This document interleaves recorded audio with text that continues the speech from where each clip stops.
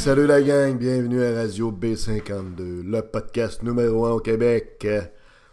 Merci de nous écouter en grand nombre. Abonnez-vous à YouTube, abonnez-vous évidemment au balado sur la plateforme Apple iTunes. Notre page Facebook Radio B-52 Night Train au micro, on part ça. Encore une fois, la mairie, l'équipe La Bombe, la direction de la ville de Québec, tout ce beau monde-là font patate. Ils font des fous de lui, ils font des fous d'elle.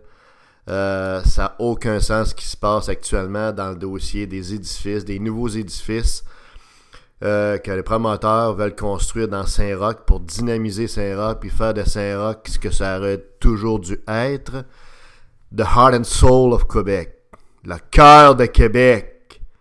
OK? Il n'est pas à Sillery. OK? Dans le quartier où demeure Napoléon Labombe. Non, il n'est pas à Sainte-Foy, le nouveau quartier possédé par les communautés culturelles. Non plus. Quartier dépossédé de son identité, Sainte-Foy. Hein? C'est une petite France, Sainte-Foy. C'est pas non plus à l'Ancienne-Lorette, c'est pas non plus à Beauport, malgré que tous ces coins-là ont des attraits, bien sûr, et que plein de bonnes personnes, de bons chrétiens, de grands gentilshommes et de gentilles personnes demeurent là. Non. The heart and soul of Québec, le cœur de Québec, c'est Saint-Roch. C'est à Basseville, c'est là que ça se passe.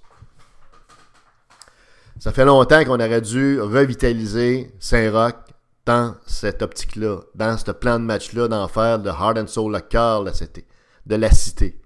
Ça a été tenté frileusement par un autre maire particulier qui a installé des pots de fleurs, qui a quand même embelli de façon cosmétique. Mais il faut aller au-delà de ça. Il faut que la ville devienne digitale. On ne reviendra pas là-dessus. On a des podcasts là-dessus. Québec est en fin de parade.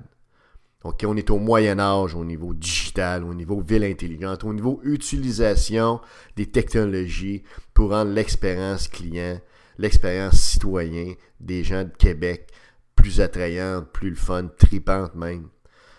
Et au centre de tout ça, on doit revitaliser Saint-Roch. Or, on a un bel exemple d'un dossier qui montre encore une fois qu'on a une mairie, qu'on a un maire, qu'on a une équipe qui est complètement déphasée par rapport à la réalité moderne d'aujourd'hui. Il devrait se promener dans des villes autres que Bordeaux, le maire. On l'a déjà dit, là. Bordeaux, we don't fucking care. Comprends-tu? We don't fucking care about Bordeaux. Qu'est-ce qu'ils ont assez de marde. Okay? La France, là, il y a 30% de chômage chez les jeunes. Le pays est dans un déclin économique et le pays est dépossédé de son identité nationale à cause de la multiplicité des communautés culturelles. On n'a rien contre eux autres, là, sauf que la France a vraiment, vraiment ouvert les portes, comprenez-vous, à toutes les communautés culturelles du monde entier, qui fait que la France, un Français qui est né là, d'origine, ne se reconnaît plus dans son pays. Ça fait que c'est un peu belle. Alors, ça donne rien d'aller à Bordeaux, monsieur le maire. Arrêtez, là. Allez donc voir des villes modernes. Vous avez besoin d'aller aux États-Unis. C'est à côté. Là. Le billet d'avion va coûter moins cher, puis ça va vous donner des bonnes idées. Mais revenons à Saint-Roch. Il y a 3 ou 4 édifices qui veulent se construire. Il y a un promoteur qui va investir dans un building au coin de l'Angelier puis Charest, OK? OK, ceux qui sont de Québec savent où est-ce que c'est, puis ceux qui vont visiter Québec aussi peut-être le savent. Donc, c'est un coin qui a besoin de... C'est un coin qui est l'entrée du quartier Saint-Roch. Donc, ce serait le fun d'avoir un beau building moderne dans ce coin-là qui puisse... vraiment là, montrer le dynamisme de la ville puis montrer qu'on est au 21e siècle et non plus à l'époque des Romains puis des gladiateurs. Ensuite, il y a des buildings également qu'un promoteur veut construire dans le coin du métro ou du Ashton, là, vers l'ancien Mail Saint-Roch, là, vers le palais de justice, dans le fond, mais toujours sur Charest, et ce qui est une très bonne idée, parce qu'en vous et moi, c'est pas très très beau cette histoire-là, là. Et il veut construire un édifice à plusieurs étages. Okay. Un des problèmes que connaît les promoteurs dans ce coin-là, c'est que la nappe phréatique est très haute, elle est pas loin dans le fond, quand tu creuses. Et ils doivent donc avoir un petit peu plus de hauteur pour être capable de compenser le fait qu'ils ne peuvent pas creuser beaucoup. C'est très simple à comprendre. Tu creuses moins, tu montes un petit peu plus haut. Alors, on demande à avoir des édifices, les promoteurs demandent d'avoir des édifices d'à peu près 8, 9 étages, ou 10 étages, ou 11 étages, je ne sais pas trop, c'est dans ce coin-là, mais plus d'étages que ce qui est autorisé par les hosties normes de la ville. Bon, évidemment que ça taponne, puis le risque, c'est que le promoteur se dise « Go, salut, je m'en vais, ok, fuck you, fuck off, ok ». On a un promoteur, autrement dit actuellement, qui demande d'avoir une couple d'étages de plus pour compenser le fait qu'au point de niveau géophysique, au niveau de la nappe phréatique, comprenez-vous, l'eau est tellement proche du sol qu'il ne peut pas faire un stationnement souterrain de 3 étages. Comprends-tu, Chris, le monde va se promener en bateau aussi, plutôt qu'en auto. Dans la Lolo, dans la belle Lolo, nappe phréatique, eau. Comprenez-vous? Bon. La ville taponne, c'est... Quand je vous dis qu'on a une bande de dinosaures, d'incapables, d'incompétents pis de crusses, Julie Lemieux commence à dire, tout avec ses grands discours politiques, sa langue de bois comme d'habitude, qui mène à rien. Oui, mais il faut faire attention, ceci, cela. Hey!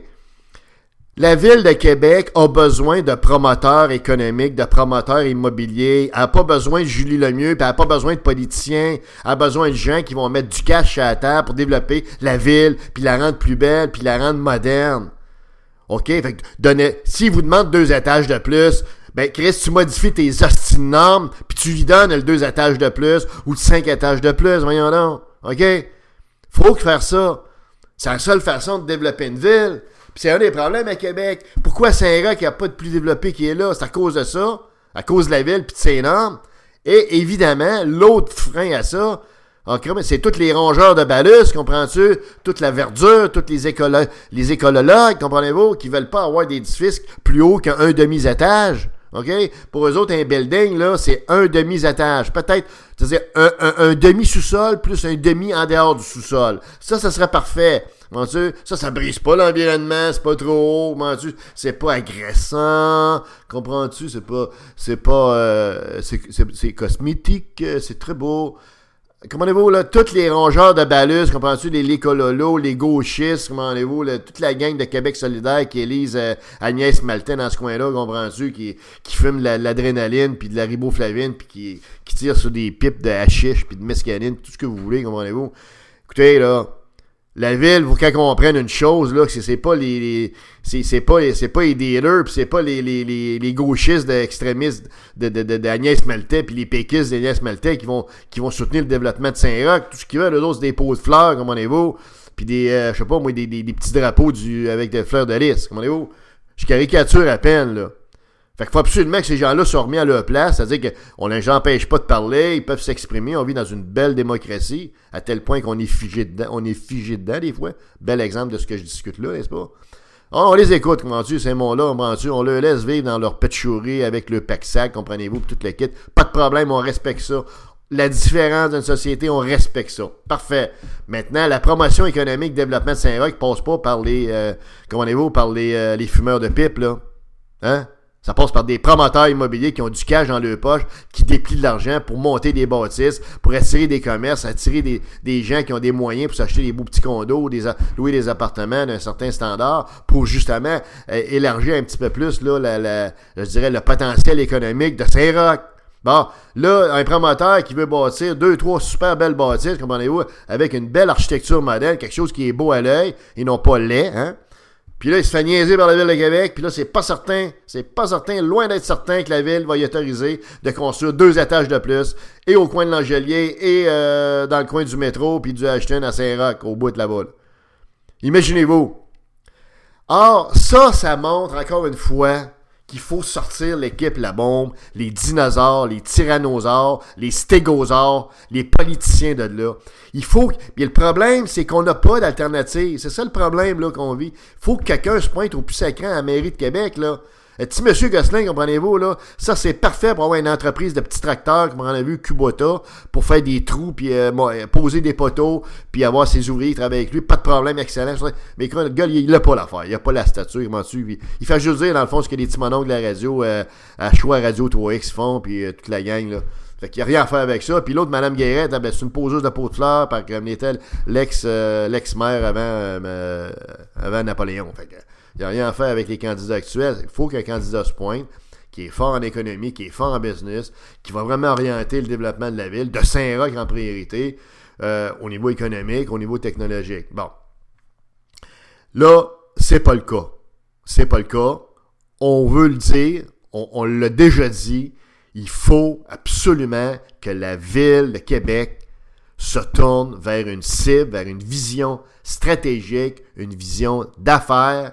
Québec, ville intelligente, Digital City. Comprends-tu?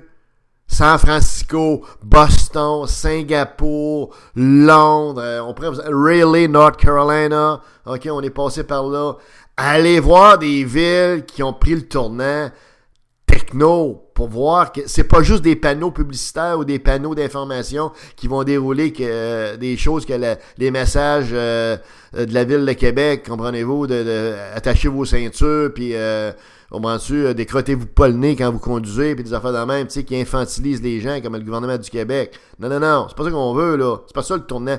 Il faut absolument qu'on prenne un tournant TI. Il faut qu'on prenne un tournant aussi au niveau au niveau Digital City. Il faut qu'on prenne un tournant aussi au niveau modernisme, au niveau architectural, des nouvelles bâtisses, quelque chose qui fait, tout en respectant l'héritage actuel, le patrimoine actuel, faire des choses qui font que la ville montre un élan vers l'économie du savoir, vers le modernisme, comprenez-vous? Or, ça passe par des promoteurs. Fait qu'il faut absolument qu'il y ait des gens comme Julie Lemieux, Napoléon Lamont, puis toute sa bande-là, comprenez-vous, qui sont... L'horloge a arrêté, eux autres. On le dit en tout respect, là, mais l'horloge est arrêtée depuis longtemps. Comment-tu? La petite aiguille de seconde, elle bouge plus, là. Elle bouge plus, c'est fini. Hein? Mais le temps, lui, continue. Puis les villes, eux autres, ailleurs, ils s'en vont vers le modernisme.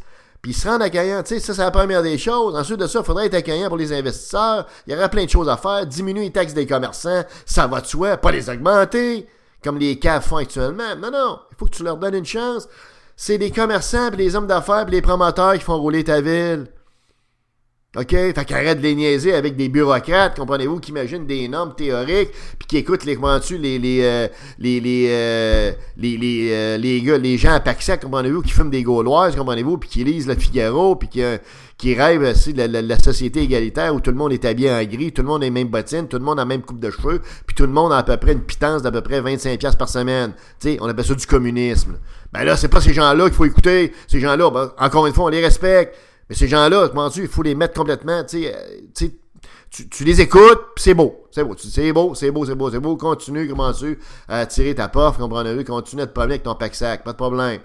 Mais il faut que les promoteurs qui veulent monter des bâtisses actuellement se fassent donner un go rapidement par la Ville de Québec. La bombe est en élection, OK?